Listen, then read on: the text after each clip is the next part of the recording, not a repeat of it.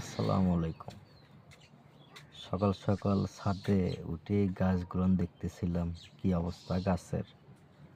আর এমন একটা বাজে অভ্যাস হয়েছে, সকাল থেকে ঘুম ভেঙেই আপনার গাছ দেখার একটা রোগ বলতে পারেন।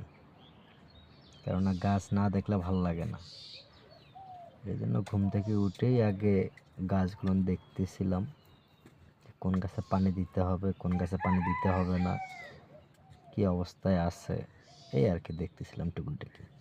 অ্যাভোকাডো গাছটা দেখতেছিলাম আর ভাবতেছিলাম কবে ফল দিবে। অনেক শখের অ্যাভোকাডো গাছ আমার।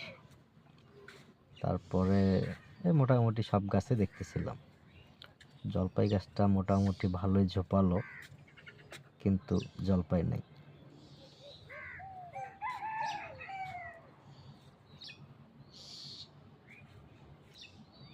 কবে যে ফল দিবে গাছগুলো নিয়ে ভরপুর।